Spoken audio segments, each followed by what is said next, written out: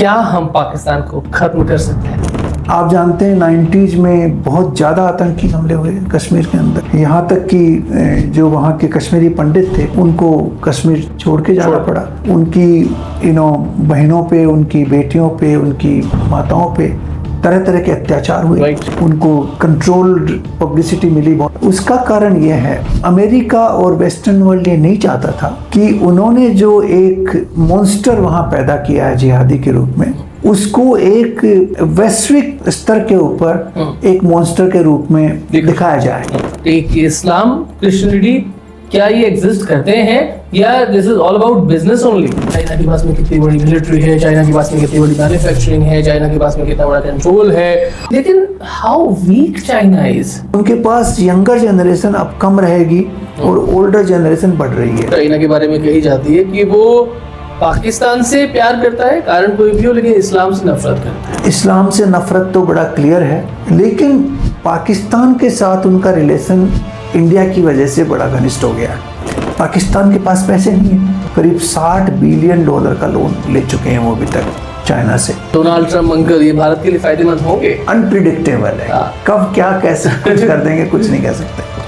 खुद president Trump ने बताया। मैं मानता हूँ जिहादी जो प्रवृत्ति है इस्लाम में, उसका सबसे बड़ा खतरा विश्व में सभी जगह है, सभी जगह।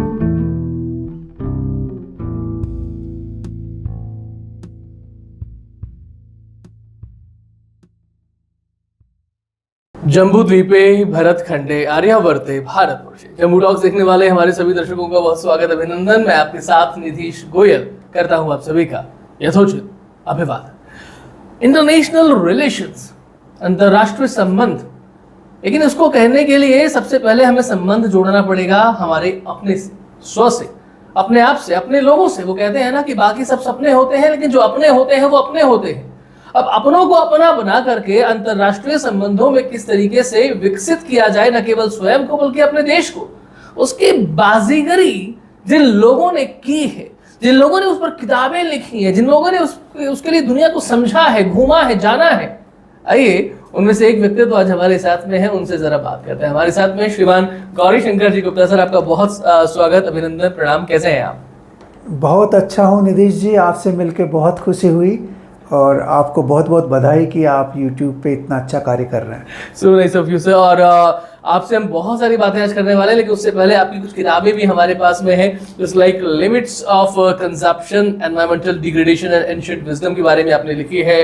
उसके साथ साथ में ग्लिम्पसेस ऑफ इंडियन हेरिटेज, धरोहरम, ये आपने लिखा है। एंड देन साथ साथ में अगर आप लोगों को नजर आ रहा होगा, unravelling mysteries of life, that is modern science and ancient wisdom, जो अभी कई सारे वॉल्यूम हैं और अलग अलग लैंग्वेजेस में। और मंगोलिया के ऊपर काफी पहले आपने ये किताब लिखी थी, so that is land of blue skies by Gauri Shankar Gupta. So बहुत स्वागत सर आपका जम्बू टॉक्स में एक बार फिर से।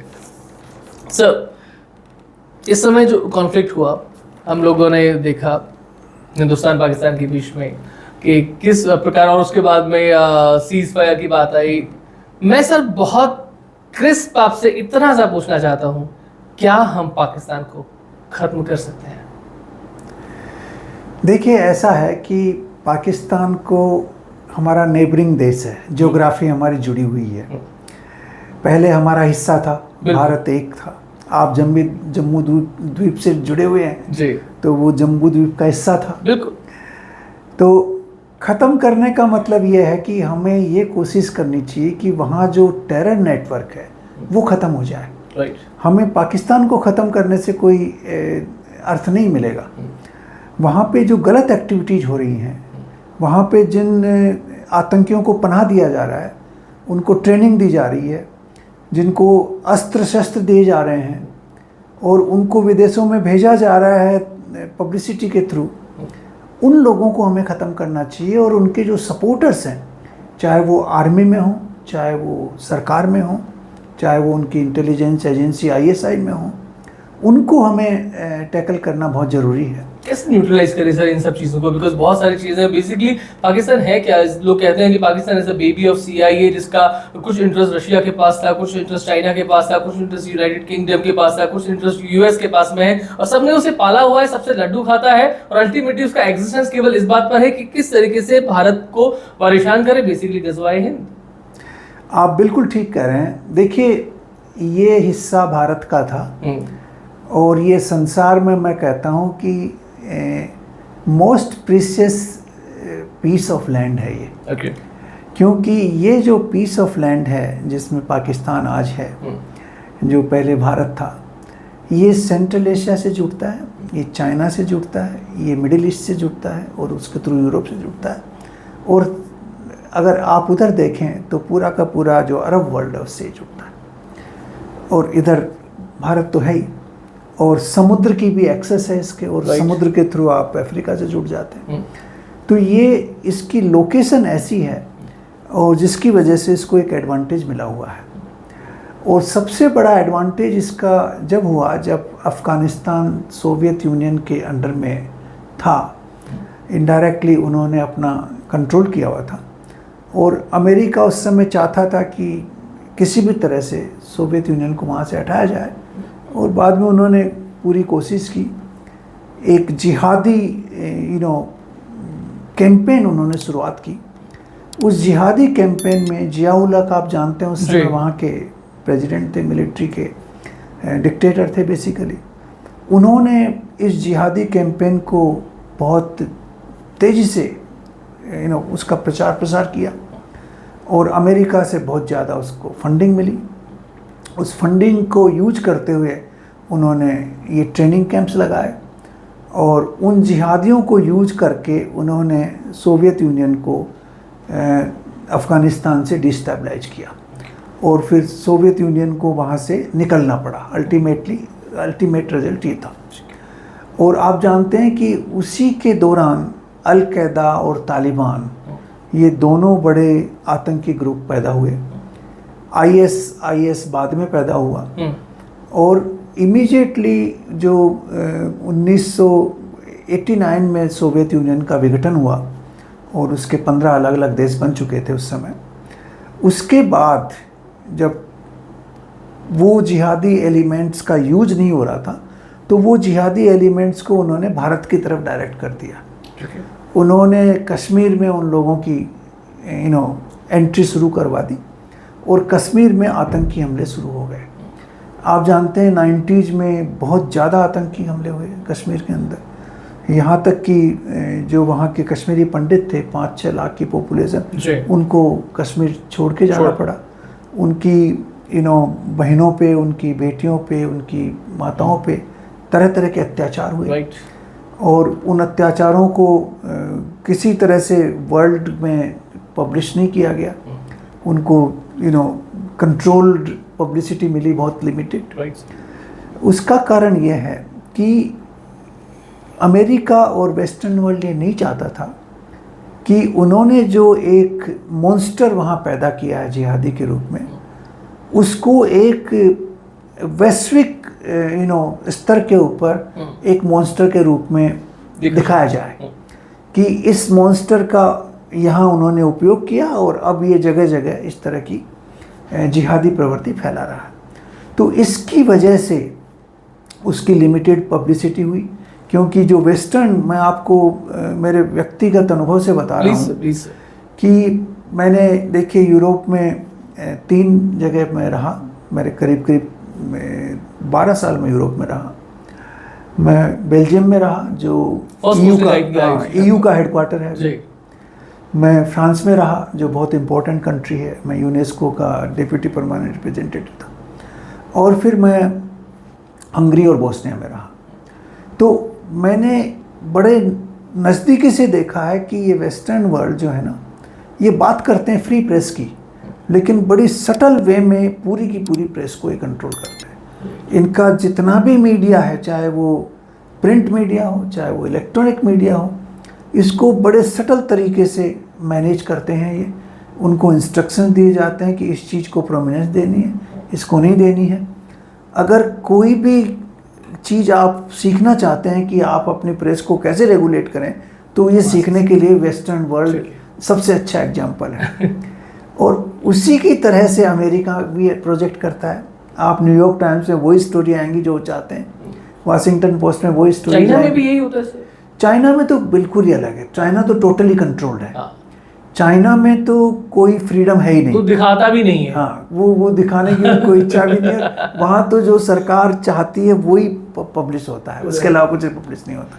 ऐसा लगता है कि जैसे मेरे को याद आ रहा है वो 75 का पीरियड, जब मैं कॉमर्स कॉलेज में यहाँ पढ़ा करता था जयपुर में, तो इमरजेंसी लगी थी उस समय। तो इमरजेंसी में पेपर्स को जो पब्लिश करने के पहले उनकी पूरी मॉनिटरिंग की जाती थी कि आप क्या क्या न्यूज आइटम्स उस पर डाल रहे हैं। वो एक पूरा का पूरा डिपार्टमेंट उस समय मिसेज गांधी ने बनाया था। तो उस तरह की मॉनिटरिंग होती है चाइना में पूरी। हर पेपर का जो प्रिंसिपल स्टोरीज हैं उनका टेक्स्ट डिपार्टमेंट्स वे करते हैं, उसको देखते हैं क्या लिखा है, और उसके बाद उसको पब्लिश किया जाता है। सर, एक आपने बहुत इंटरेस्टिंग लाइन बोली कि अमेरिका ने ये जो मॉन्स्टर पैदा किया है लाइक रिगार्डिंग पाकिस्तान। अब 1947 भारत जिनके हक में था, दैट वाज यूनाइटेड किंगडम। हम लोग इंग्लैंड की बात करते हैं, उधर इधर चाइना था। तो ये और सोवियत संघ की उनकी बात होती थी। अमेरिका कैसे बीच में आया कि अमेरिका ने ये मॉन्स्टर पैदा किया पाकिस्तान? देखिए, अमेरिका और पुराना वाला जो सोवियत यूनियन था, उनके बीच में हमेशा, आप जानते हैं, पहले कोल्ड वार चला। बिल्कुल। और अमेरिका और वेस्टर्न वर्ल्ड की हमेशा एक इच्छा रही है, और प्रबल इच्छा रही है, कि रसिया के पास या सोवियत यूनियन के पास तो बहुत इससे भी बड़ा था, एक बड़ा लैंड वो है, सबसे बड़ा देश लैंड मास है, ठीक है। हाँ, लैंड मास बहुत बड़ा है, और उसमें नेचुरल रिसोर्सेज बहुत ज़्यादा है। उसमें डायमंड भी हैं, कोल भी है, उसमें गैस भी है, सब तरह के मिनरल्स हैं उसमें, और उसका एक्सेस संसार के सब कोनों में है। वो यूरोप से भी कनेक्टेड है, वो एशिया से भी कनेक्टेड है, वो पैसिफिक ओशन से भी कनेक्टेड है, ऊपर आप जाएं तो आर्कटिक से भी कनेक्टेड है। तो उसका जो फैलाव है और उसके जो नेचुरल रिसोर्सेज हैं, उनका कंट्रोल करने की इच्छा वेस्ट की हमेशा रही है। और सबसे बड़ा कारण जो आज रसिया और वेस्टर्न वर्ल्ड के अंदर जो राइवलरी है, उसका सबसे बड़ा कारण यही है। और यही कारण था कि सोवियत यूनियन 89 में टूटा और उसके 15 भाग बने, क्योंकि अमेरिका ये चाहता था कि ये देश इतना बड़ा नहीं रहे लैंड मास के रूप में, पॉपुलेशन के रूप में और शक्ति के रूप में। तो उसको तोड़ना, उस समय प्रेसिडेंट रीगन थे, उनकी एक एम था, उनकी एक वो थी पूरी, उन्होंने एक स्ट्रेटेजी बना रखी थी कि किसी भी तरह से इसको छोटा किया जाए। ठीक है। और वो प्रवृत्ति आज तक चल रही है, अभी तक चल रही है। अभी भी आप देखिए, ये जो प्रॉक्सी वार चल रहा है यूक्रेन और रशिया के बीच में, ये यूक्रेन और रशिया का वार नहीं है। अगर आप इसका ओरिजिन देखें तो ये पूरे नेटो का रशिया के अगेंस्ट में वार है। राइट। क्योंकि यूक्रेन की अगर आप हिस्ट्री और ज्योग्राफी देखें, यूक्रेन एक बहुत ही क्लोज और बहुत ही वेल निट रशिया का पार्ट रहा है। एक्चुअली कुछ लोग तो ये कहते हैं कि ओरिजिनल रशिया जो यूरोपियन रशिया है वो वहीं से पैदा हुआ है। तो उनकी हिस्ट्री बिल्कुल एक दूसरे से क्लोजली कनेक्टेड है। तो उससे जब सोवियत यूनियन का विघटन हुआ और जब ये आपका यूक्रेन अलग से बना, तब से इनकी प्रवृत्ति रही कि किसी भी तरह से यूक्रेन को कंट्रोल में करके रशिया के अगेंस्ट में प्ले किया जाए, किसी भी तरह से कोई गेम प्ले किया जाए जिससे कि रशिया कमज़ोर बनता रहे। ये उनकी प्रवृत्ति रही है, और इसी को यूज करते हुए उन्होंने यूक्रेन में रेजीम चेंज किया। आप जानते हैं कलर रिवॉल्यूशन आई थी वहाँ। वो कलर रिवॉल्यूशन एक अंडरवर्ल्ड की तरह से, वो डीप स्टेट है अमेरिका और वेस्ट का। ठीक है। तो वो एनजीओज को, सिविल सोसाइटीज को, मीडिया और प्रेस को, इनको यूज करके एजिटेशंस की फंडिंग करते हैं, और वो एजिटेशंस क्रिएट करते हैं गवर्नमेंट को चेंज करने के लिए, रिजीम चेंज करने के लिए। तो कौन कौन सा ऐसा हुआ जिसमें चेंज हुआ? यूक्रेन में ऐसा हुआ, वो कलर रिवॉल्यूशन आई, उसके अंदर उनके जो प्रो रशियन जो प्रेसिडेंट थे उनको ओवरथ्रो किया गया, ठीक है, और जो प्रो वेस्ट प्रेसिडेंट थे उनको बिठा दिया गया। कौन आए थे? अब उनका अभी प्रोवेस्ट तो यही है जो अभी चल रहे हैं आपके जेलेंस्की, ओके। हाँ। और उसके पहले एक थे वो न्यूट्रल टाइप थे, मैं उनका नाम अभी भूल रहा लेकिन हूँ। वो तो यूक्रेन की साइड में नहीं थे, जो वो जिससे कहना न्यूट्रल चाहे। टाइप थे, लेकिन उनको भी हटा दिया गया। और किन देशों में हुआ सर ये? अभी आप देखिए बांग्लादेश में हुआ ये। ठीक है। बांग्लादेश में शेख हसीना ने जो इकोनॉमिक डेवलपमेंट किया बांग्लादेश का, वो मैं वहाँ सर्व कर चुका हूँ। मैं जी। वहाँ 3 साल 85 से 88 के बीच में रहा, और जो स्टेबिलिटी और जो इकोनॉमिक डिविडेंड्स शेख हसीना के टाइम में उस देश को मिले, वो पहले कभी नहीं मिले थे। ठीक है। उनकी एक्चुअली ग्रोथ रेट इंडिया से ज़्यादा थी, पर कैपिटा इनकम ज़्यादा थी हमारे यहाँ से, और बहुत अच्छा उनका पर्टिकुलरली जो गारमेंट इंडस्ट्री बहुत अच्छी डेवलप कर चुके थे। ढाका का रेशम तो बहुत हाँ, प्रसिद्ध रहा है। हाँ, वो पुरानी चीज़ है, लेकिन अभी जो गारमेंट इंडस्ट्री बहुत ज़बरदस्त उनकी ग्रोथ थी, और उसको उन्होंने जड़ से उखाड़ फेंका, एजुटेशन शुरू करवा दिया, स्टूडेंट्स का उनकी फंडिंग करवाई, NGOs और सिविल सोसाइटी और वो जिहादी एलिमेंट्स को साथ लगा दिया, और वो जिहादी एलिमेंट्स वहाँ स्टूडेंट विंग्स में यूनिवर्सिटीज़ में जो थे वो चारों तरफ उन्होंने एजुटेशन शुरू करके और शेख हसीना को सरकार को तख्ता पलट कर दिया।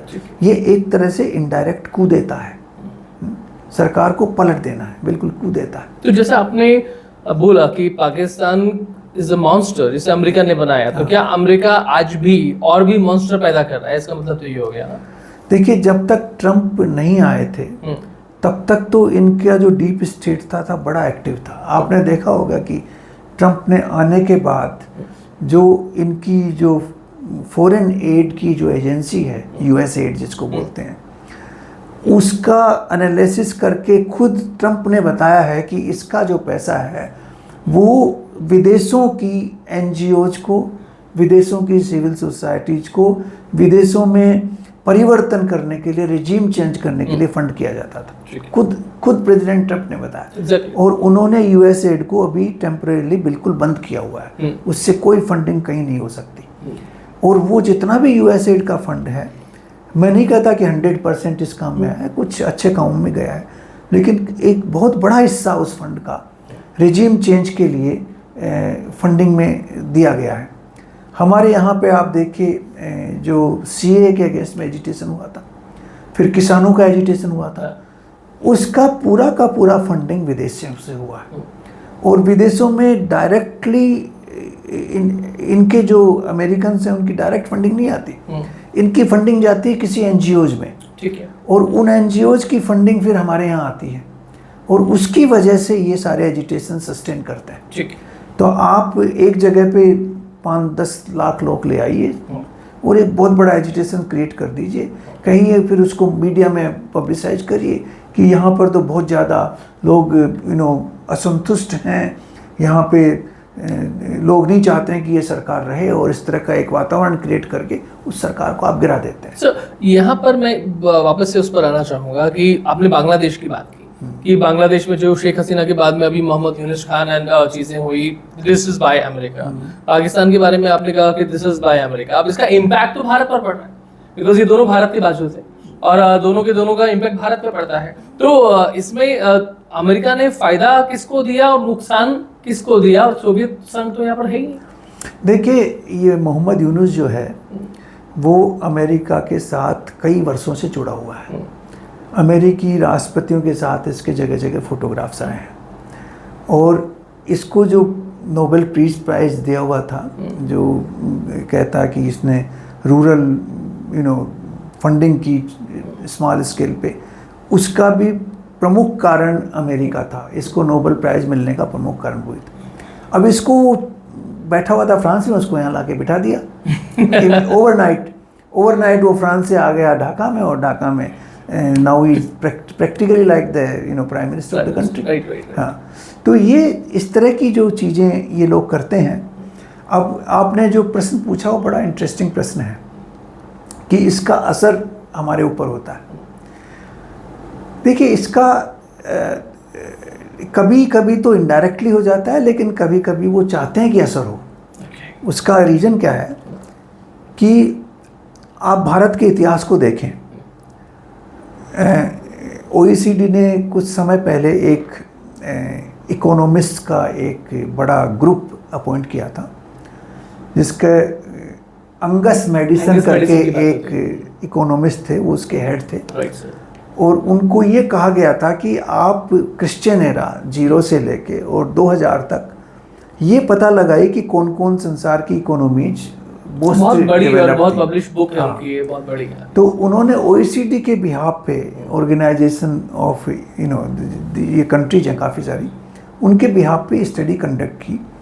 और उन्होंने अपने स्टडी में ये रिवील किया कि approximately 34% global GDP and global trade between AD 1, that is Christian era AD 1 up to 1720 was controlled by India, and India and China were the two most prominent player in that entire period. उन्होंने study किए दो Christian era 0 से, but actually अगर आप उसके पहले जाएं तो 1000 साल पहले भी भारत, मतलब आप क्रिश्चियन एरा 1000 BC जाएं और 3000 साल की स्टडी लें तो आपको पता लगेगा कि इन 3000 में करीब करीब 2600-2700 साल की जो हिस्ट्री है उसमें भारत की इकोनॉमी संसार में सबसे बड़ी इकोनॉमी थी। यानी कि हमें ये मान लेना चाहिए और हमें समझना भी चाहिए कि अगर 3000 साल की कालखंड की बात करें, हालांकि इससे पहले हमने नीलेश ओक जी के साथ में एक प्रोग्राम किया तो उनका कहना होता है कि महाभारत जो है वो 7000 वर्ष पुरानी है, रामायण 14000 वर्ष पुरानी है आज की डेट में, और सब लोगों का अपना अपना है। लेकिन मिनिमम अगर 3000 साल भी पकड़ते हैं तो उसके कालखंड में भी पिछला 400 वर्ष का पीरियड बहुत बड़ा पीरियड नहीं है, मैक्सिमम हमने ही डोमिनेट किया है। और अगले 1000 वर्ष भी, प्राइम मिनिस्टर मोदी भी 1000 वर्ष की बात कर रहे हैं। बिल्कुल कि हम अभी 5 साल 10 साल, ये तो 2047 तक वी आर टॉकिंग अबाउट विकसित Bharat, but we are talking about next 1000 years कि हम कैसे रहने वाले हैं। एब्सोल्युटली, तो ये बड़ा बड़ी बात है सर। नहीं, इसके प्रमाण हैं। देखिए, इसके प्रमाण क्या है कि कोई भी फॉरेन इन्वेडर किसी देश में क्यों जाएगा? वो जाएगा वहाँ कुछ मिलेगा तब जाएगा पाने के लिए। अगर वहाँ कोई हीरे होंगे, जवाहरात होंगे, सोना होगा, चांदी होगा, कुछ चीज़ें ऐसी होंगी जो उसको प्रलोभित करती हैं, आकर्षित करती, तब वो जाएगा ना। राइट। तो ये सारे के सारे, चाहे आप वास्को डे गामा लो, चाहे कोलंबस लो, चाहे उसके पहले और लो, ये क्यों भारत आने की कोशिश कर रहे थे? ये कोशिश इसलिए कर रहे थे कि यहाँ की जो इकोनॉमिक व्यवस्था थी, यहाँ की जो समृद्धि थी, यहाँ पे जो वेल्थ थी लोगों के पास, वो उनको अट्रैक्ट कर रही थी। वो तो हुआ ये आप करीब 14वीं सदी के बाद की बात है। उसके पहले ये मुस्लिम लोग जो है ये क्यों इन्वेड कर रहे थे भारत को? क्यों इन्वेजन क्यों करते थे? क्यों आते थे यहाँ? वो इसलिए आते थे कि उनको भी बहुत जगह जगह धन मिलता था, जगह जगह उनको प्रोस्पेरिटी दिखाई दे रही थी, हीरे जवाहरात, सोना चांदी, ये सब उनको इंडिया के अंदर दिखाई दे रहा था। भारत बड़ा था तो और भी बड़ा था। हाँ, भारत उस समय पूरा पाकिस्तान भारत का हिस्सा था, कुछ हिस्सा अफगानिस्तान का भारत में था, और बांग्लादेश ऑफ कोर्स था ही भारत में। नेवल अगर देखें तो कंबोडिया तक हमारा इतिहास आता है, राजेंद्र राजा चोल की बात होती है, इवन तिब्बत बहुत, आपने मंगोलिया पर आपने पूरी पुस्तक लिखी है चंगेज खान की, वहां से हम लोग लेते हैं। तो चाइना तो भारत की बाउंड्री से कभी मिला हुआ रहा नहीं, इट वाज तिब्बत। वो तो 1948 में कैसे चाइना बन गया। हाँ, देखिए ऐसा है कि तिब्बत का तो एक बहुत ही इंटरेस्टिंग इतिहास है, मैं आपको उसको अलग से बताऊंगा क्योंकि मैंने भी उसके ऊपर स्टडी किया। लेकिन जो भारत की जो ज्योग्राफी है, जिसका ज्योग्राफिकल एक्सपेंशन, जिसके ऊपर रूल हुआ है इंडियन रूलर्स का, वो हिंदू कुश माउंटेन से लेके बे ऑफ बंगाल तक थी। तो हिंदू कुश माउंटेन अफगानिस्तान में है, उनका नाम भी इसीलिए हिंदू कुश पड़ा हुआ है, और वहाँ से चालू होके और फिर वो बे ऑफ बंगाल तक जितनी टेरिटरी है, ये तो अपने एक्चुअली विष्णु पुराण में भी इसका डिफाइन किया हुआ है। ऊपर हिमालय से लेके, हिमालयन माउंटेन से लेके, और दक्षिण में आपका हिंद महासागर तक आपकी टेरिटरी थी। तो ये 4 कोने भारत की टेरिटरी के डिफाइंड थे। लेकिन भारत का कल्चरल इन्फ्लुएंस आप देखें तो पूरा साउथ ईस्ट एशिया, पूरा सेंट्रल एशिया, और यहाँ तक कि चाइना कंप्लीटली, ये पूरे के पूरे कल्चरली भारत के द्वारा डोमिनेटेड थे। सर, आप इस्लामिक देश में भी रहे हैं, हाँ, आप यूरोपियन कंट्रीज में भी रहे हैं। अगर मैं टिपिकली बात करूं तो बौद्ध देशों की बात करूं, इस्लामिक देशों की बात करूं, क्रिश्चियन कंट्रीज की बात करूं, इनकी रिलीजन, मजहब, धर्म, इन सब जगहों पर आपका रहना हुआ है। सो व्हाट्स योर टेक कि इस्लाम, क्रिश्चियनिटी, क्या ये एग्जिस्ट करते हैं या this is all about business only? देखिए, ये जो 3 रिलीजन है ना, जुदाइज्म, क्रिश्चियनिटी एंड इस्लाम, इनको सेमिटिक रिलीजन कहा जाता है। इनको रिलीजन ऑफ द बुक कहते हैं कि एक पुस्तक है, उस पुस्तक के आधार पर ये रिलीजन बेस्ड है। उस पुस्तक को आप माने तो आप उस रिलीजन को मानते हैं, आसमानी किताब है। हमारा जो रिलीजन है, जिसको रिलीजन कहते हैं आप, बट एक्चुअली धर्म है। धर्म है, ठीक हाँ, बात। रिलीजन शब्द बहुत ही छोटा है और ये एक ऑर्गेनाइज्ड वे ऑफ लाइफ का तरीका है। लेकिन धर्म जो है, जिसके ऊपर इतनी व्याख्या आप महाभारत में पढ़िए, कितनी डिबेट और कितनी व्याख्याएं हैं धर्म के ऊपर। वेदों में इसके ऊपर व्याख्या है, उपनिषदों में इसके ऊपर व्याख्या है, और जितने भी हमारे ग्रंथ हैं कि क्या धर्म है, क्या अधर्म है, किस कॉन्टेक्स्ट में ये चीज़ धर्म होती है, किस कॉन्टेक्स्ट में अधर्म होती है। Exactly. इसका पूरा डिटेल्ड वर्णन बहुत गहराई से दिया हुआ है। इवन ये भी कहा जाता है कि धर्म की गति बड़ी सूक्ष्म होती है, लेकिन धर्म के मर्म को जो जानते थे वो श्री कृष्ण हुआ करते थे। सर, मैं यहाँ पर थोड़ा सा एक पॉइंट आपसे जानना चाहता हूँ कि अगर हम टर्की की बात करें, कि ऑटोमन एम्पायर की बात होती थी, आज हम यूएई की बात कर सकते हैं। यूएई जो कि पहले बड़ा सपोर्ट करता था हमास को, और उसके बाद में अब यूएई ने, संयुक्त अरब अमीरात ने, सऊदी अरब ने, इन्होंने उसको थोड़ा सा छोड़ा है।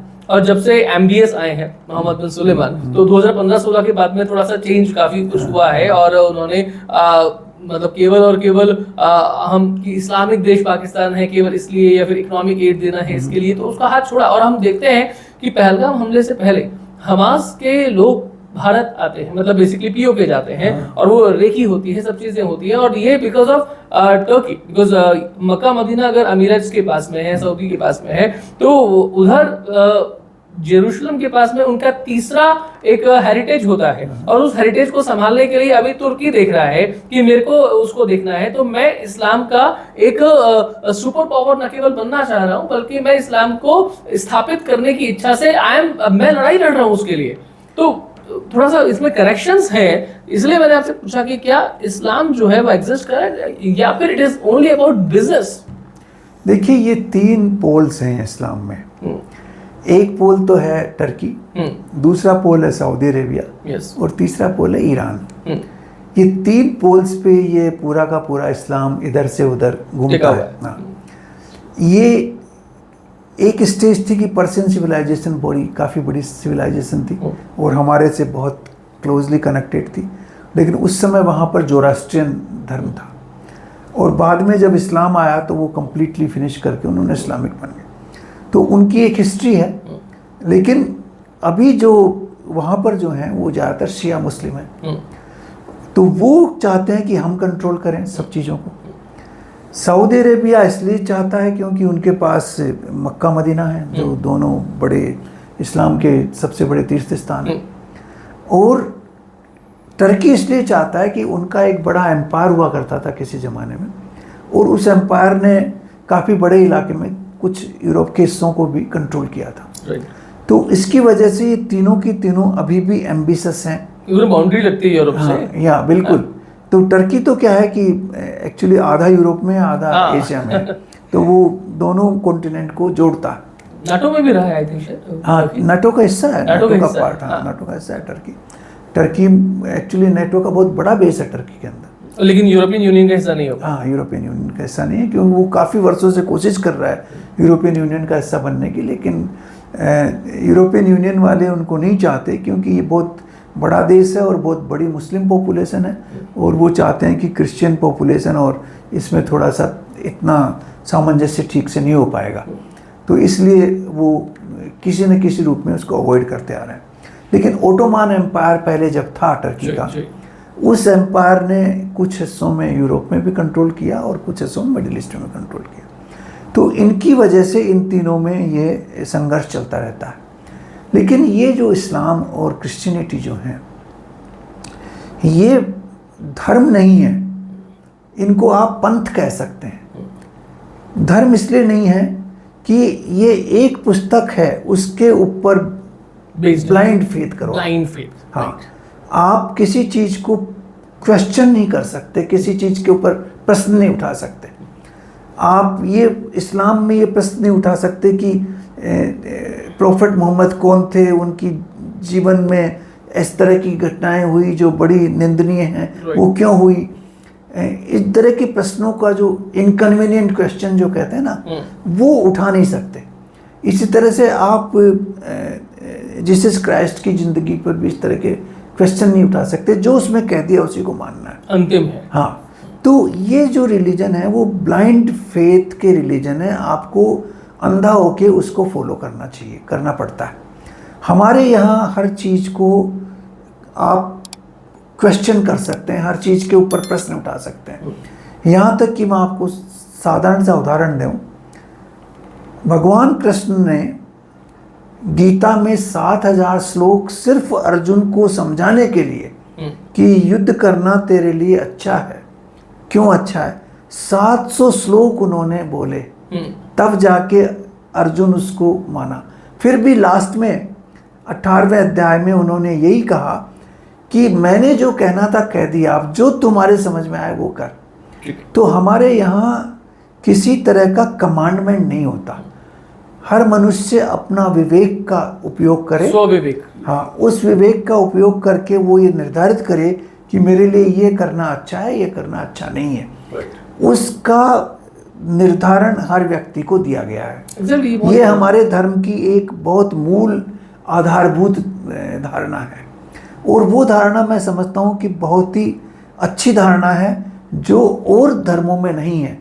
क्योंकि वहाँ तो आप एक मतलब कम्युनिटी के रूप में रहते हैं, जो औरों ने स्वीकार कर लिया, आपको वो स्वीकार करना ही पड़ेगा, नहीं तो आप निकल जाइए।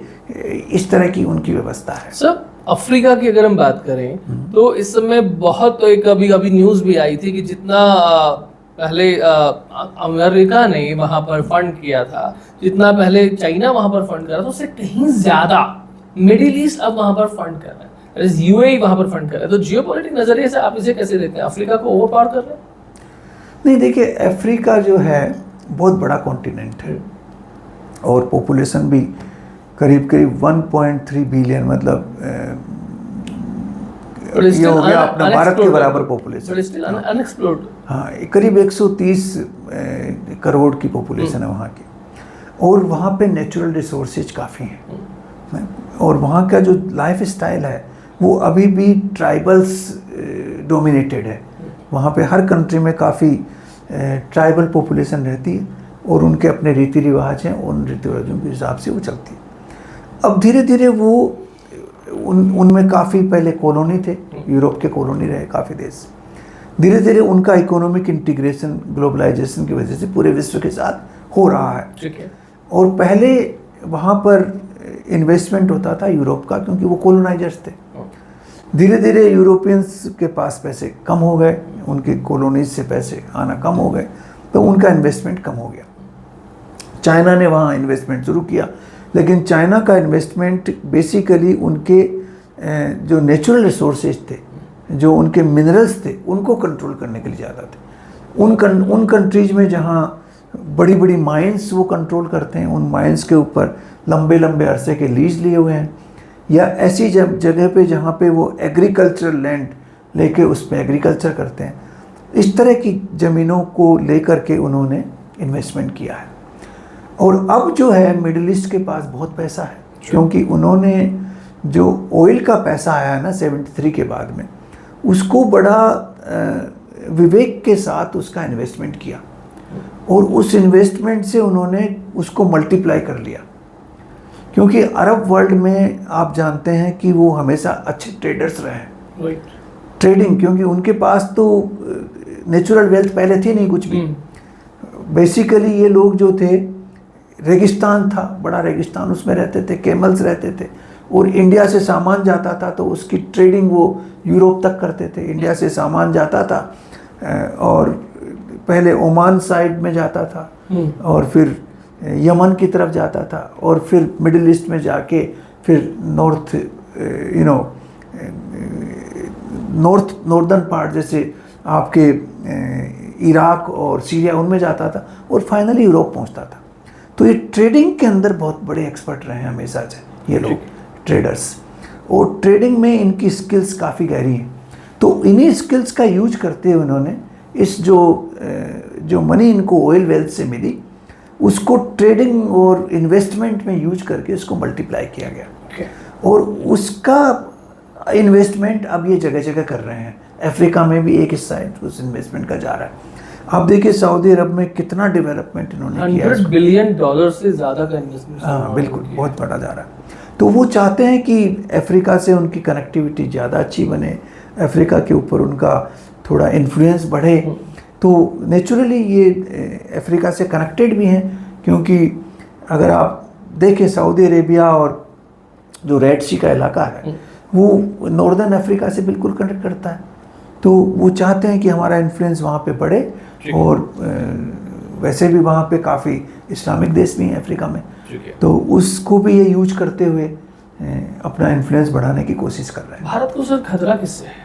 मतलब अगर हम पर्टिकुलरली पाकिस्तान की बात करें या चाइना की बात करें, क्या इस्लामिक देशों में भारत को यूएई से या किसी और देश से भी खतरा है?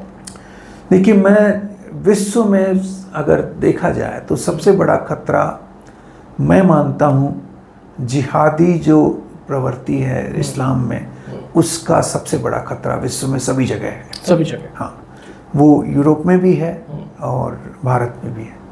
वो एक ऐसा खतरा है जो किस रूप में कहाँ प्रकट हो जाए आप कह नहीं सकते। आपने कहीं देखा जब आप एम्बेसडर रहे, राजदूत रहे अलग अलग देशों में, और आपको नजर आई कोई वाकया ऐसा कि इससे लोगों को समझना चाहिए? देखिए, ये जिहादी प्रवृत्ति ज़्यादातर इसका ओरिजिन जो है ना वो पाकिस्तान में है, और जैसे मैंने कहा ये 80 और 90 के दशक में सबसे ज़्यादा इसका ग्रोथ हुआ, और धीरे धीरे यहाँ से ये गया है, यूरोप भी गया है, कुछ हद तक अमेरिका भी गया है, कनाडा भी गया है। मैंने यूरोप में भी देखा है। मैं आपको एक उदाहरण देता हूँ। कुछ वर्षों पहले मैं स्वीडन गया था। यूरोप में ऐसा कोई हिस्सा नहीं होता जहाँ आपको रात को डर लगता हो। ठीक है, हैं आप रात को 10, 11, 12 बजे तक वॉक कर सकते हैं सिटी सेंटर में, कोई दिक्कत होती नहीं है वहाँ। मेरे को पहली बार स्वीडन में ऐसा लगा कि आप 10 बजे बाद वहाँ वॉक नहीं कर सकते, क्योंकि जो इस्लामिक जिहादी एलिमेंट्स हैं उन्होंने वहाँ पे तरह तरह की एक्टिविटीज बढ़ा रखी है। जैसे मेरे एक दोस्त हैं, जर्मनी के हैं, वो बड़े अच्छे बिजनेसमैन हैं। वो मेरे को कहते रहते हैं टाइम टू टाइम कि जब से ये इस्लामिक माइग्रेशन यूरोप में बढ़ा है पिछले कुछ वर्षों में, तब से वहाँ क्राइम्स बहुत बढ़ गए। सबसे ज़्यादा क्राइम्स वहाँ के नाइट क्लब्स में होते हैं। ये छुरे और चाकू यूज करके लोगों को जख्मी बनाते हैं, मार देते हैं। कई बार उनके क्राइम्स जो हैं वो वेल्थ के लिए भी, पैसा लेने के लिए होते हैं। कुछ क्राइम्स वीमेंस को रेप करने के लिए होते हैं। तो इनका अलग अलग मैनिफेस्टेशन है, पैसा इकट्ठा करने के लिए, सिंपली क्राइम करने के लिए, वीमन को रेप करने के लिए। ये इस तरह के जो क्राइम्स हैं वो यूरोप में, मेरी फर्स्ट हैंड इन्फॉर्मेशन बता रहा हूँ आपको, ये जर्मनी में बढ़े हैं, स्वीडन में भी बढ़े हैं और नॉर्डिक कंट्रीज में बढ़े हैं। इन सब कंट्रीज में इनकी ग्रोथ काफ़ी बड़ी है, और ये बढ़ा है ज़्यादा पिछले 10-12 साल में। सर 9/11 जब अमेरिका में हुआ, उसके बाद में दुनिया ने लगभग माना कि दुनिया का नंबर 1 शत्रु जो है वो कोई देश नहीं बल्कि यही मेंटालिटी है, चाहे हम इसे इस्लामिक जिहाद कहें कुछ और। लेकिन इसके लिए किया क्या गया दुनिया के द्वारा? आज भी IMF का 11,000 करोड़ का लोन आया जाता है, उसकी किस्त जाती है, और जबकि सबको नजर आ रहा है कि क्या हुआ है भारत में और क्या हो रहा है, और विक्टिम किसी और को बनाया जाता है। देखिए, ये बड़ा दुर्भाग्यपूर्ण सिचुएशन है कि ये वेस्टर्न कंट्रीज अभी भी इसकी जो गहराई और जो इससे जो नुकसान हो सकता है उसको समझ नहीं पा रहे। उसको आप देखिए, अभी यूके में मैं कई जगह स्टोरीज देख रहा हूँ कि वहाँ पर भी रेप के केसेस बहुत ज़्यादा बढ़े हैं। अभी करीब 9 शहर हैं यूके में जहाँ पे मुस्लिम वहाँ के वो शहर के जो बोलते हैं ना हैं जो शहर का जो कंट्रोल करते हैं मेयर्स, 9 मेयर्स इस्लामिक है, वहाँ मुस्लिम है। और उन जगहों पे कुछ ऐसी जगह भी हैं वहाँ पर कि वहाँ पर क्रिश्चियन जाते हुए डरते हैं। मैंने कुछ वीडियोस देखे हैं कि, और वो वीडियोस आपने पब्लिक डोमेन में भी देखे होंगे कि कुछ महीनों पहले एक हादसा हुआ था ब्रिटेन में। वहाँ पे ये जिहादी एलिमेंट्स ने वहाँ की ब्रिटिश पुलिस के ऊपर हमला कर दिया, उनको थ्रेट दे दी। ये ऐसा केसेस बहुत रेयर होता है यूरोप में कि पुलिस के ऊपर आप हमला कर दें।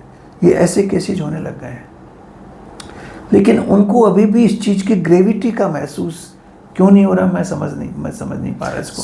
यूरोप, आपने जर्मनी का अभी जब नाम लिया कि आपके जो मित्र हैं जो जर्मनी में अभी उन्होंने इन्फॉर्मेशन दी, जब वर्ल्ड वॉर की बात आती है तो अमेरिका का बड़ा नंबर 1 दुश्मन जर्मनी हुआ करता था, लेकिन बम फेंका जाता है, nuclear bomb, that is Hiroshima Nagasaki Japan के ऊपर। तो क्या यूरोप और यूएस ये एक ही खाते में है कि चाहे आक्रमण कुछ भी गड़बड़ कहीं भी कुछ भी हो तो हम टेस्ट करेंगे अफ्रीका के ऊपर, टेस्ट करेंगे एशिया के ऊपर, टेस्ट करेंगे कहीं और, बिकॉज यूरोप तो रेसिज्म में वो गोरी चमड़ी वाला वो हमारा। देखिए, ये यूरोप ने पूरे विश्व के ऊपर किसी न किसी रूप में 200-300 साल तक प्रशासन किया है। हम भी उसके विक्टिम रहे हैं। इंग्लैंड ने यहाँ किया, फ्रांस ने कुछ देशों में किया, पोर्चुगाल ने कुछ देशों में किया, बेल्जियम में कुछ देशों ने किया। तो इन्होंने अलग अलग अपनी कॉलोनीज बना के वो रखे, और वो जो उनकी मेंटलिटी है कि हम सुपीरियर हैं, वो मेंटलिटी आज भी कायम है। आप किसी भी यूरोपियन देश में जाएंगे, पर्टिकुलरली इंग्लैंड में, आपको ये मेंटलिटी दिखाई देती है। वो समझते हैं कि हम और देशों की तुलना में हम ज़्यादा सभ्य लोग हैं, ये लोग तो असभ्य लोग हैं, प्रिमिटिव लोग हैं, ऐसा कहा जाता है। तो ये जो टेंडेंसी है वो अमेरिका में भी है, क्योंकि ज़्यादातर अमेरिका के जो निवासी हैं वो यूरोप से ही जाके वहाँ बसे, मोस्टली यूरोपियंस ही वहाँ जाके बसे हैं। तो वो जो साम्राज्यवाद का जो इनकी हिस्ट्री है, इतिहास है, वो कहीं ना कहीं ये झलक में आता है, और ये चाहते हैं कि हम इन देशों को आज भी कंट्रोल करें। और इसी की वजह से इन्होंने जगह जगह कई जगह नासूर छोड़े हैं, जैसे इंडिया और पाकिस्तान को तोड़ने का और आपस में झगड़े होने का कारण यही तो है।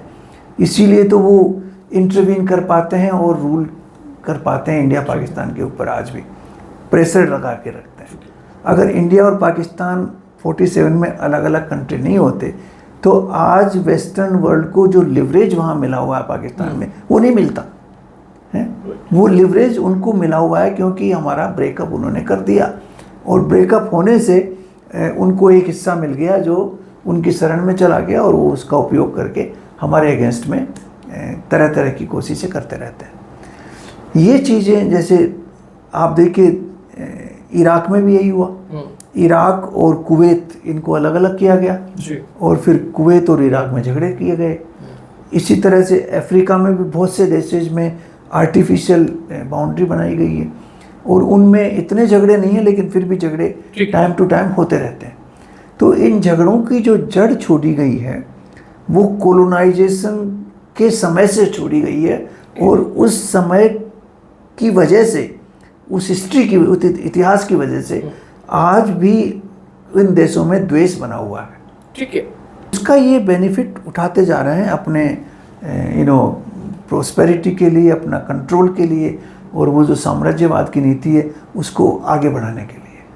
सर आपने बिकॉज ये सब चीज़ें की, अब थोड़ा सा मैं यहाँ पर पॉइंट लेना चाहूँगा चाइना का भी, बिकॉज चाइना के पास में क्या कुछ है, चाइना के पास में कितनी बड़ी मिलिट्री है, चाइना के पास में कितनी बड़ी मैन्युफैक्चरिंग है, चाइना के पास में कितना बड़ा कंट्रोल है, और लेकिन हाउ वीक चाइना इज, हमें थोड़ी उस पर भी बात करें कि क्या चाइना कहीं से कमज़ोर भी है? देखिए, मैं रहा मंगोलिया में। और आपको पता है कि चिंगिस खान संसार में सबसे बड़ा लैंड एम्पायर अगर किसी का था तो चिंगिस खान का था। उसने रूल किया है बगदाद से लेके इंडोनेशिया तक लैंड एम्पायर। उसके ग्रैंडसन ने युआन डायनास्टी चाइना में इस्टेब्लिश की, कुबलाई खान। और वो डायनास्टी ने एक्चुअली उस समय चाइना सबसे ज़्यादा प्रोस्परस था। Right sir.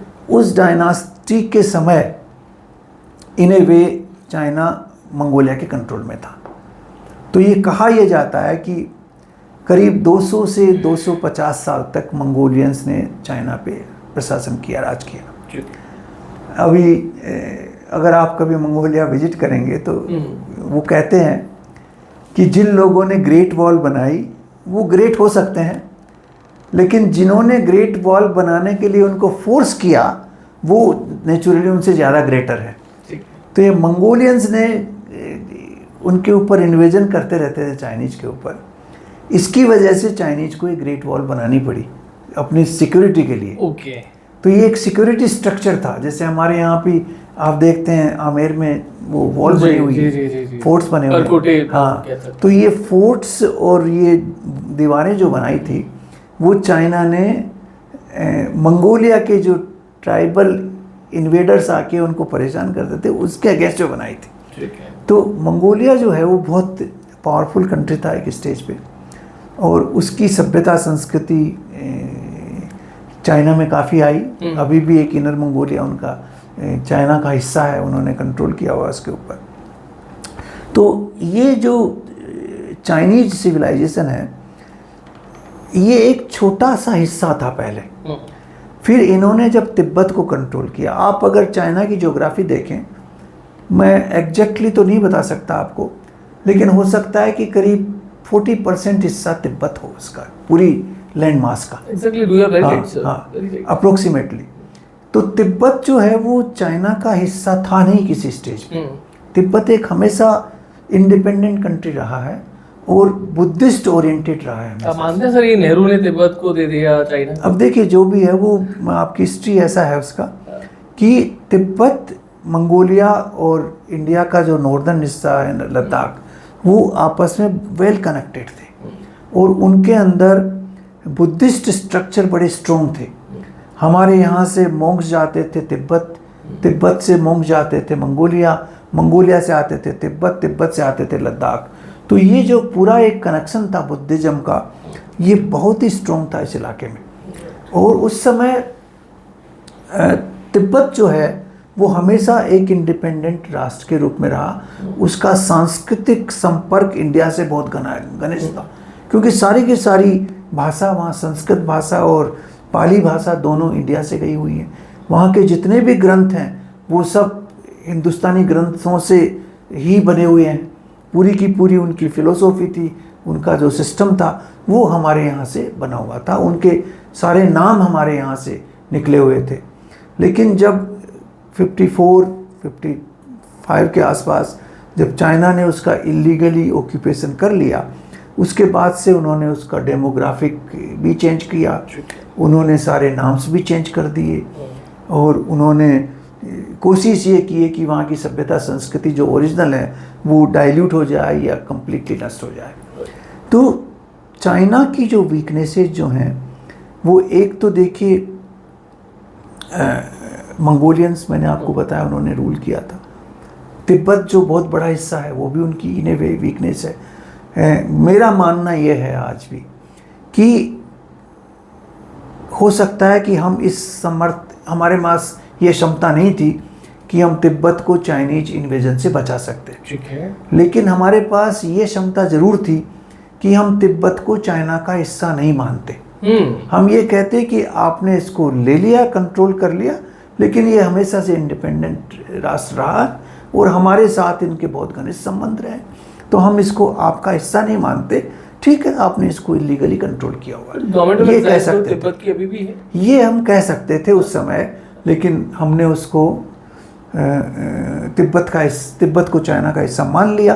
ये गलती हुई है 59 में जब भी हुई है, जब भी हमने माना है। ठीक है। उसके अलावा चाइना की और 2-3 कमजोरियां आप देखिए। अभी रिसेंटली एक तो उनका डिपेंडेंस एक्सपोर्ट्स के ऊपर बहुत ज़्यादा है। उनकी जो जीडीपी का परसेंटेज है हो सकता है करीब 40% एक्सपोर्ट्स के ऊपर डिपेंड हो। तो जब भी उनके एक्सपोर्ट्स इम्पैक्ट होंगे, जैसे ट्रम्प वो ड्यूटी स्ट्रक्चर में चेंज करके और उसको इम्पैक्ट कर रहा है, तो इमीडिएटली इम्पैक्ट चाइना के अंदर होता है। तो अगर आपकी economy is dominated by exports, तो फिर वो एक इम्पैक्ट उसका होगा। दूसरा, चाइना का जो वीक पॉइंट अभी आ रहा है वो यह है कि एक वन चाइल्ड पॉलिसी उन्होंने फॉलो की काफ़ी वर्षों तक, तो उनके पास यंगर जनरेशन अब कम रहेगी और ओल्डर जनरेशन बढ़ रही है। 45 की उम्र में सैनिक भर्ती करेंगे। हाँ, तो वो जो है 45 से 60 वाले लोग बहुत ज़्यादा हो जाएंगे वहाँ पे। जी। और कुछ वर्षों में ऐसी सिचुएशन आएगी कि उनके पास यूथ कम रहेगा और ओल्ड पीपल ज़्यादा रहेंगे। तो ये एक उनकी बड़ी कमजोरी है। तीसरी उनकी कमजोरी क्या है कि उन्होंने आसियान कंट्रीज के ऊपर भी किसी तरह से, एक तरह से इनडायरेक्टली कुछ ट्रेड की वजह से या अपनी साइज की वजह से कंट्रोल किया हुआ है। लेकिन आसियान कंट्रीज नहीं चाहते हैं कि उनका और चाइना के बीच में झगड़ा हो, तो लेकिन उनके बीच में टेरिटोरियल डिस्प्यूट है। आप समझते हैं कि वो जो साउथ चाइना सी में बहुत से आइलैंड ग्रुप है, उनके ऊपर वियतनाम का, इंडोनेशिया का, फिलीपींस का ये वो कंट्रोल, हाँ, और ताइवान का अलग से सिचुएशन है। तो ये सब चाइना के वीक पॉइंट्स हैं और जिनको चाइना जानता है, समझता है। लेकिन उनका जो कम्युनिस्ट सिस्टम है वो इतना स्ट्रॉन्ग है कि वो अपनी अंदर की कमजोरियों को बाहर प्रेस में कहीं आने नहीं देते। ठीक है, मैं सर इस पर आपसे बात करना चाहूँगा। एक्सपोजर कहीं होता ही नहीं ग्लोबल लेवल पे कि इनकी ये कमजोरियां हैं। कम्युनिस्ट सिस्टम के बारे में सर बात करना बहुत ज़रूरी है, लेकिन उससे पहले एक लाइन जो चाइना के बारे में कही जाती है कि वो पाकिस्तान से प्यार करता है, कारण कोई भी हो, लेकिन इस्लाम से नफरत करता है। इस्लाम से नफरत तो बड़ा क्लियर है, क्योंकि उन्होंने जितने भी मुस्लिम्स हैं चाइना में, उनके ऊपर तरह तरह के प्रतिबंध लगा रखे हैं। वो लंबी दाढ़ी नहीं रख सकते, उनकी जो मस्जिदें हैं उनको बड़ा कर्टेल किया हुआ है, आप कहीं ओपन में प्रेयर नहीं कर सकते। इसके अलावा उन्होंने ट्रेनिंग सेंटर्स बना रखे हैं जहाँ पे वो सारे इस्लामिक लोगों को ये सिखाते हैं कि आपको इस तरह से बिहेव करना है। तो उनके बिहेवियर के ऊपर कंट्रोल किया हुआ है। ये कई तरह की चीज़ें बाहर निकल के आ रही हैं। लेकिन पाकिस्तान के साथ उनका रिलेशन इंडिया की वजह से बड़ा घनिष्ठ हो गया है, क्योंकि पाकिस्तान हिंदुस्तान का दुश्मन बना हुआ है और हमारा कश्मीर की टेरिटरी पे झगड़ा चलता रहता है। उन्होंने जो चाइना पाकिस्तान कॉरिडोर, जो इकोनॉमिक कॉरिडोर बनाया है, जिससे वो ग्वादार एयरपोर्ट तक, ग्वादार सी पोर्ट तक रोड कनेक्टिविटी चाहते हैं चाइना से, जिससे कि वो मालाक्का स्ट्रेट से उनको कोई तकलीफ हो तो इधर से आराम से वो आ सकते हैं। इसकी वजह से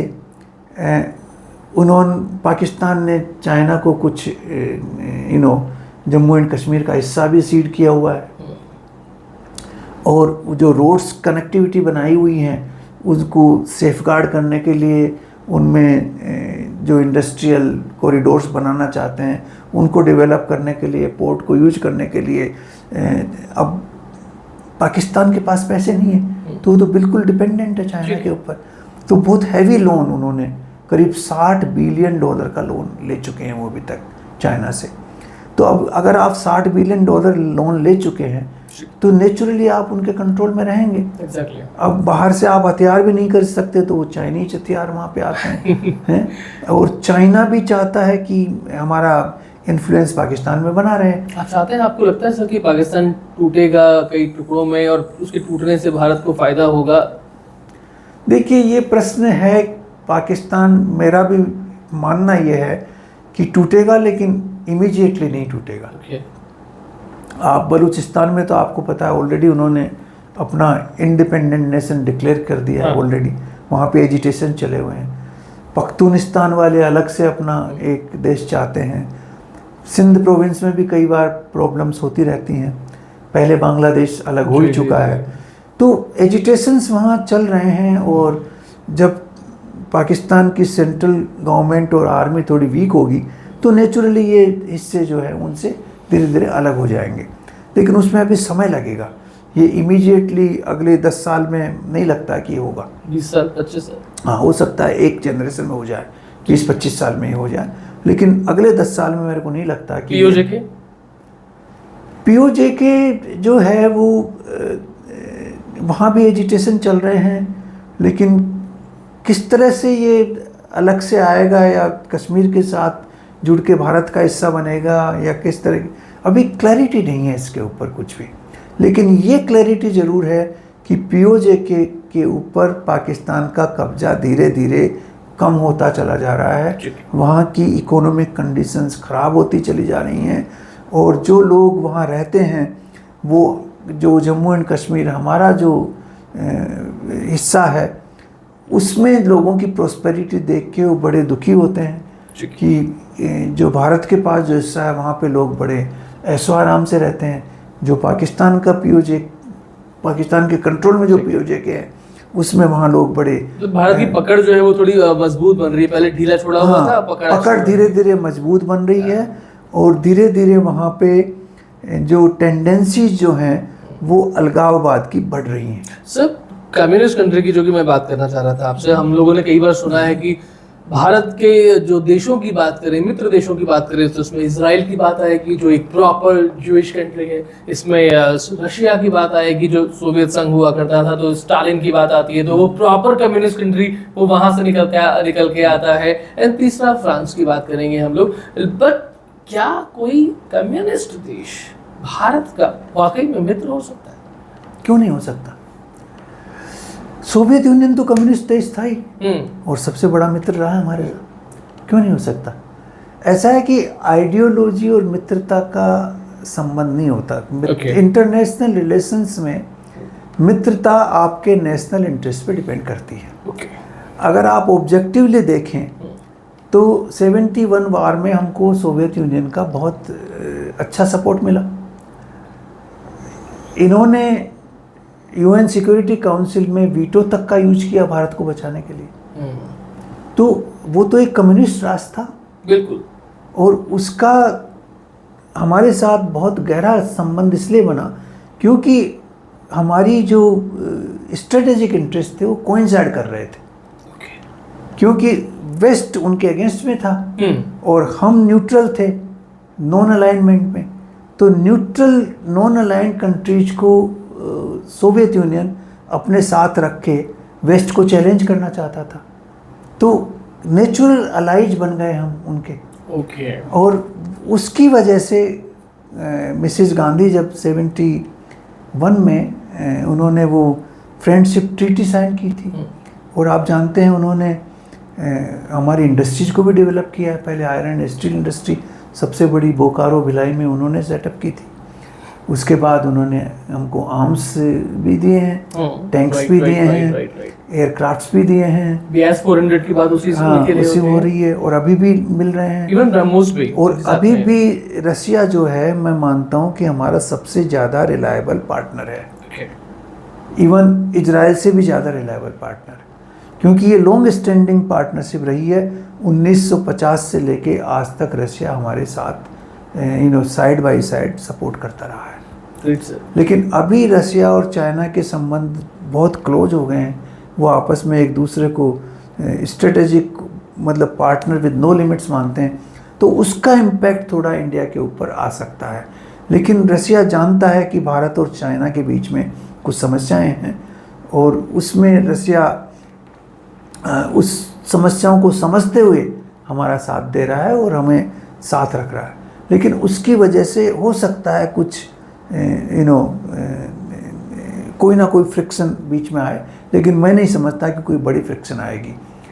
रशिया हमारा एक रिलायबल पार्टनर रहेगा फोर्सिएबल फ्यूचर में। मतलब था, है और रहेगा, रहेगा, दैट इज अबाउट हाँ, रशिया। बिल्कुल, बिल्कुल। सो डिप्लोमेटिक मूव की बात करें तो आप कोई एग्जांपल देना चाहेंगे द वर्स्ट डिप्लोमेटिक मूव जो आपने देखा हो एंड द वाइस वर्सा, जो कि बहुत ही बढ़िया था, जो दर्शकों को जानना चाहिए, शायद इससे पहले नहीं जानते हो ऐसा कुछ?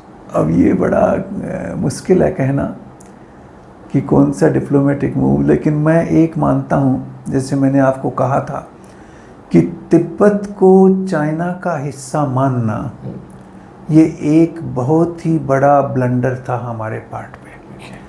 हम उसके ऊपर चुप रह सकते थे या हम ये कह सकते थे कि हम ऑफिशियली हम आपका हिस्सा नहीं मानते, आपने ज़बरदस्ती इसके ऊपर कंट्रोल किया हुआ है।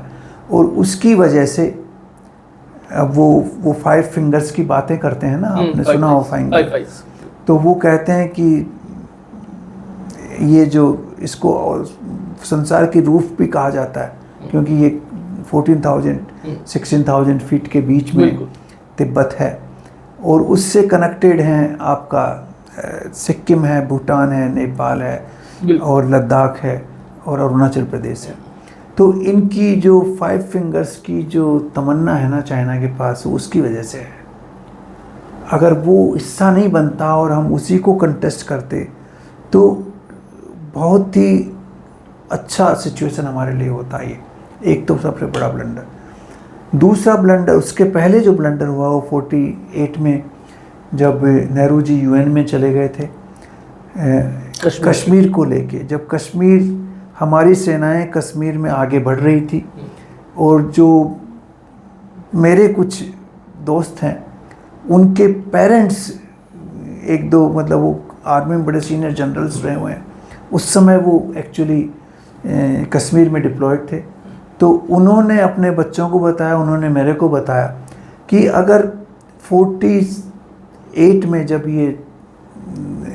जब महाराजा हरि सिंह ने हमारी ट्रीटी को साइन कर दिया था और उसके बाद हमारी फोर्सेज वहाँ जा रही थी पाकिस्तानी फोर्सेज को हटाने के लिए, अगर उनको 2 या 3 दिन का समय और दे देते तो पीओके होता ही नहीं कभी, वो पूरा का पूरा कश्मीर हमारे कंट्रोल में आ जाता। लेकिन वो पीओके इसलिए बना क्योंकि पहले चीज़ तो हमारी आर्मी को पूरी लिबर्टी नहीं दी गई आगे बढ़ने की, और दूसरा पता नहीं किसके कहने में आके, कुछ लोग कहते हैं कि माउंट बैटन के कहने में आके नेहरू जी यूएन चले गए। तो वो यूएन में जाके उन्होंने एक बहुत बड़ा, हम अपनी भाषा में कहते हैं रायता फैला दिया है। तो और उस रायते का दुर्भाग्यपूर्ण कॉन्सिक्वेंसेज ये हैं कि हम अरबों खरबों रुपए हर साल डिफेंस पे खर्च कर रहे हैं और उसके बावजूद भी आतंकवाद को सहन कर रहे हैं और पूरे विश्व को ये समझाने में असफल हैं अभी भी कि आतंकवाद का कश्मीर से कोई ताल्लुक़ नहीं है। क्योंकि विश्व में जब जाते हैं तो लोग ये कहते हैं कि ये कश्मीर का झगड़ा है इसलिए ये आतंकवाद हो रहा है। सो ये उसको लिंक कर देते हैं, ये नैरेटिव बिल्डिंग जो है हमारी वो लिंक कर बढ़िया नहीं रही है। तो ये दोनों बहुत बड़े ब्लंडर रहे हैं जिनको मैं कहूँगा कि बहुत हिस्टोरिक मैग्नीट्यूड के ब्लंडर्स हमने किए हैं। वैसे तो मैं तो खैर जज नहीं कर सकता क्योंकि मैं उस समय पैदा भी नहीं हुआ था, लेकिन जो हिस्टोरिकल कॉन्टेक्स्ट देखते हैं, जिसको आप पढ़ते हैं, लोगों से सुनते हैं, समझते हैं, उसको देख के मैं कहता हूँ कि ये दो बहुत बड़े डिप्लोमेटिक ब्लंडर भारत ने किए हैं इंडिपेंडेंस के बाद। सर 75 की बात आपने बीच में एक बार की कि जब आप कॉमर्स कॉलेज में थे और चाइना में भी ग्लोबल टाइम्स में उस तरीके से आता है रिगार्डिंग प्रेस, भारत में कुछ भी बड़ा हो रहा है तो क्या उसका कारण केवल भारत में होता है? जो इमरजेंसी हुई on the time, Indira Gandhi ने, संजय गांधी ने क्या किया इलाहाबाद हाईकोर्ट में, जिसमें प्रयागराज आज कहते हैं, उस हाईकोर्ट ने किस तरीके से डिसीजन दिया था, but on the time US में क्या चल रहा था, what is about Henry Kissinger, Rockefeller, population control पे वहां पर क्या हो रहा था, तो अगर उसके बारे में थोड़ा कुछ आप कहना चाहें कि देखिए उस जमाने में, आज से कितने 60 साल पहले, एग्जैक्टली 30 एटलीस्ट 50 साल पहले वर्ल्ड इतना इंटरकनेक्टेड नहीं था, कम्युनिकेशन इतना प्रभावशाली नहीं था, एक दूसरे की समाचार इतने क्विकली नहीं पहुंचते थे, ट्रेड इतना इंटेंस नहीं था, तो उस समय इस तरह का इंटरकनेक्शन बहुत लिमिटेड था। ठीक है। उस समय आप कहें कि ये अमेरिका में ये हुआ इसलिए इंडिया में ये हुआ, ये मेरे को ठीक नहीं लगता वो, क्योंकि ये लोकल घटनाएं थी जो यहाँ हुई वहाँ अलग से हुई, वहाँ अलग से हुई।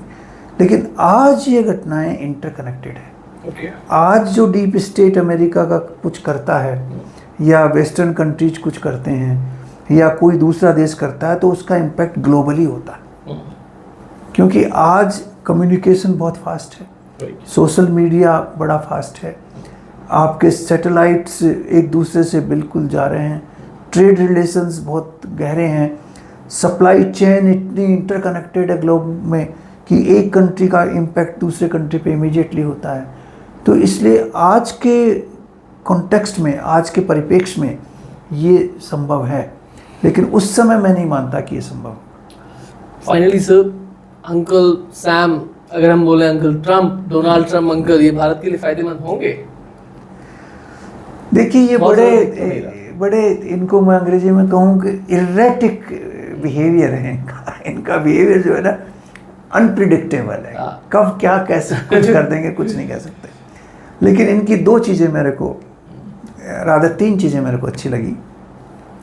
एक तो इन्होंने यूक्रेन रशिया वार को आगे बढ़ने से रोक रहे हैं ये, और हो सकता है कि कुछ समय बाद इसको कंट्रोल में करके सीज फायर करवा दें। एक तो बड़ी चीज़, क्योंकि ये वार अगर आगे चलता रहता तो मेरे को लगता है कि तीसरे विश्व युद्ध की शुरुआत यहाँ से हो सकती थी, क्योंकि एक स्टेज आ जाता जहाँ पे रशिया न्यूक्लियर वेपन्स यूज करने के लिए बाध्य हो सकता था। तो ये एक चीज़ अच्छी मेरे को लगी कि ये कंट्रोल करेंगे तो ये कम से कम आगे नहीं बढ़ेगा। दूसरा, इन्होंने कुछ हद तक जो इस्लाम में जिहादी टेंडेंसीज हैं उनको स्वीकारा है कुछ हद तक, और पहले भी उन्होंने पाकिस्तान को चेतावनी दी थी, अभी थोड़ी कम दी है क्योंकि उनके कुछ हो सकता है कोई पर्सनल रीजन्स हो, मैं नहीं कह सकता। लेकिन ये सच्चाई है कि ये जो एडमिनिस्ट्रेशन है यूएस का, ये मानता है कि ये जिहादी इस्लाम इज़ नॉट गुड, ये अच्छा नहीं है संसार के लिए, और इससे संसार की शांति और सुरक्षा दोनों को खतरा हो सकता है। दूसरी चीज़ ये हुई है।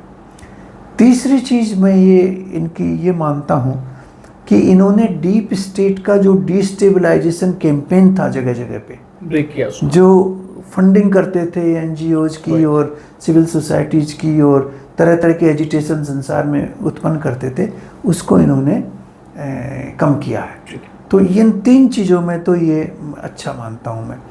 बाकी इसकी जो रिलेशनशिप वो ट्रांजैक्शनल है सारी की सारी, कि आप मेरे को ये दो तो मैं आपको ये दूंगा, आप दो तो ये दूंगा, ये बिल्कुल बिजनेसमैन है।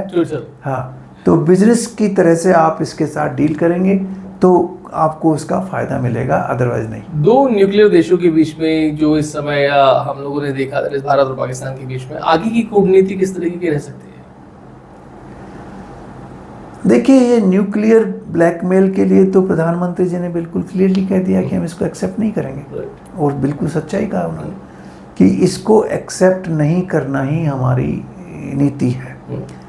और बेसिकली हमें एक सस्टेन्ड कैंपेन टेरर नेटवर्क्स और उनकी आर्मी और जो गवर्नमेंट है उनका जो ट्रायंगल है, टेरर नेटवर्क है, आर्मी है और गवर्नमेंट, उसको तोड़ना बहुत जरूरी है। एक नेक्सस बन गया। ये नेक्सस संसार के लिए अच्छा नहीं है। पूरे संसार को समझना चाहिए कि इस नेक्सस से जगह जगह टेररिज्म के सीड बोए जाएंगे। इनके जो मुल्लाज हैं पाकिस्तान के, जो एक्सट्रीमिस्ट हैं, जो सिर्फ ये कहते हैं कि सिर्फ इस्लामिक लोगों को जीने का अधिकार है, बाकी सब या तो कन्वर्ट करें या मारे जाएं। उसको क्या शब्द वो बोलते हैं एक कि बेहतर लोगों के पास नहीं, वो नहीं वो नहीं है, वो काफिर है, कि बाकी सब लोग काफिर है। हाँ, तो सिर्फ ये जो इनकी आइडियोलॉजी है, इनके मुल्ला जगह जगह इस आइडियोलॉजी को ले जा रहे हैं। उनके मद्रासों में, पाकिस्तान के मद्रासों में, कुछ हद तक इंडिया के मद्रासों में भी ये आइडियोलॉजी पढ़ाई जा रही है कि बाकी सब लोग काफिर हैं, सिर्फ मुस्लिम्स को जीने का अधिकार है, तो या तो इनको कन्वर्ट करो या इनको मारो। ये जो आइडियोलॉजी है ये संसार के लिए बहुत ही खतरनाक आइडियोलॉजी है। ये आइडियोलॉजी धर्म की आइडियोलॉजी नहीं है, ये आइडियोलॉजी अधर्म की आइडियोलॉजी है, टोटली अधर्म की आइडियोलॉजी। इससे जो टॉलरेंस है, जो एक दूसरे के साथ कोएग्जिस्टेंस की जो फीलिंग है उसको ख़त्म करते हैं इससे। तो इस चीज़ को हमें संसार को समझाना पड़ेगा कि इसकी जो सबसे ज़्यादा प्रमोटिंग प्लेस है वो पाकिस्तान है। फाइनल और कुछ हद तक अब बांग्लादेश भी हो सकता है उसका प्रमोटिंग स्टेशन बने।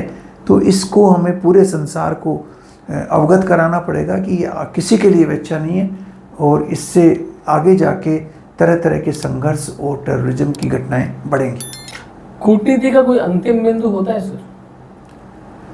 देखो, कूटनीति का सबसे बड़ा बिंदु है कि हम किसी भी तरह से युद्ध को बचाएं। जब कूटनीति फेल हो जाती है तो युद्ध चालू हो जाता है। तो कूटनीति की कई स्टेजेस हैं। आपने कौटिल्य का नाम सुना है, वो सबसे बड़ा कूटनीतिज्ञ रहा है संसार में। आज भी बहुत उसकी जो पुस्तकें हैं कूटनीति के ऊपर बहुत ही रियलिस्टिक हैं। आज के परिप्रेक्ष्य में वैसे के वैसे वो सत्य हैं।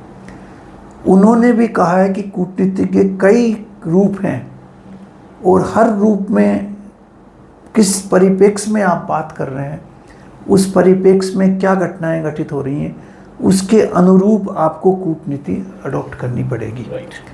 और अगर संघर्ष नहीं रुकता और संघर्ष आगे बढ़ता चला जाता है तो आपको, वो कहते हैं कि दंड और भेद वाली नीति भी है, शाम दाम दंड भेद। या तो आप लोगों को समझा बुझा के प्रोत्साहित कर लें, माना लें, एक तो ये हो गया, या फिर उनको पैसा या प्रलोभन दे के किसी तरह से राजी कर लें। उस पर भी नहीं मानते तो आप उनको दंड दे के राजी कर लें, और वैसे भी नहीं मानते तो आप उनको फिर बहुत बड़ी थ्रेट दे के, बहुत बड़ा धमकियां दे के और फिर राजी करें। तो ये चीज़ें संसार में कूटनीति के कई स्टेप्स आज भी हैं। उन्होंने कहा है कि संधि किस तरह से करनी चाहिए, पावर किस तरह से डिस्प्ले करना चाहिए, उनकी थ्योरीज कई हैं इसके ऊपर हैं। तो उन्होंने इंटरनल एडमिनिस्ट्रेशन के लिए सप्तांग थ्योरी दी है, और एक्सटर्नल जो कूटनीति है उसके लिए उन्होंने मंडल थ्योरी का जो प्रतिपादन किया है। तो वो थ्योरीज अभी हमें पढ़नी चाहिए, पढ़ानी चाहिए हमारे स्कूल में, हमारे डिप्लोमेट्स को, क्योंकि वो सारी की सारी थ्योरी मैकियावेली पढ़ाते हैं सर। हमारे यहाँ बड़ा दुर्भाग्य की चीज़ है कि हम कालिदास को नहीं पढ़ाते हैं, शेक्सपियर को पढ़ाते हैं, हम सूर्य सिद्धांत नहीं सिखाते हैं, हम वेस्टर्न एस्ट्रोलॉजी सिखाते हैं जी। हमारे यहाँ जो पुरानी पुस्तकें हैं वो इतनी गहन पुस्तकें हैं हर फील्ड में, लेकिन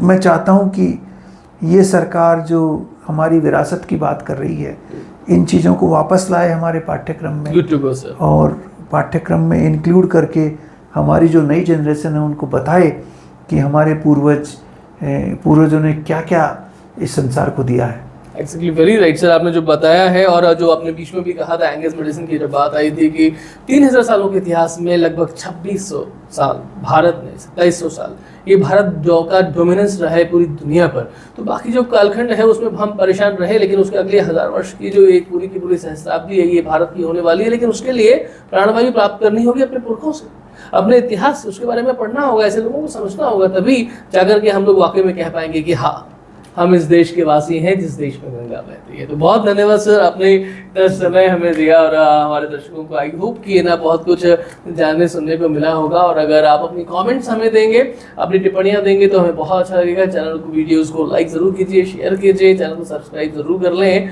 और आप हमारी मेंबरशिप लेकर भी हमेशा शक भी कर सकते हैं। So finally your message sir. Nitish ji, आपको बहुत बहुत धन्यवाद, आपने हमको चुना और आपके YouTube चैनल पे आपने हमारी इंटरव्यू ली। हम आपके आभारी हैं, आपके दर्शकों के भी आभारी हैं। So nice. और जाने से पहले मैं ये कहना चाहूँगा हमारे दर्शकों को कि आप संसार के इतिहास में कोई सब्जेक्ट ले लें, सबसे पुरानी अगर कोई पुस्तक है, कोई राइटिंग है तो भारत में मिलेगी। Right. जैसे ऋग्वेद संसार का सबसे पुराना ग्रंथ है, तक्षशिला संसार का सबसे पुराना विश्वविद्यालय है, नाट्य शास्त्र संसार में सबसे पुरानी आर्ट और डांस के ऊपर पुस्तक है। आप अर्थशास्त्र ले लें, कौटिल्य का सबसे पुरानी पुस्तक अर्थशास्त्र पे वही है। Right, sir. आप कोई फील्ड ले लें, सब में सबसे बड़ा ग्रंथ महाभारत है संसार में, आज तक उतना बड़ा ग्रंथ नहीं हुआ है। तो इस तरह से कई चीज़ें हैं जो हमारे विरासत में हमारे पूर्वजों ने हमको दी हैं, हमको उनको समझना चाहिए और हमको गर्व होना चाहिए कि हम इस देश में, जिसकी इतनी बड़ी विरासत है, उसमें पैदा हुए, इस देश के हम नागरिक हैं और उस विरासत को हम लेके वापस उसको लाने की कोशिश करें।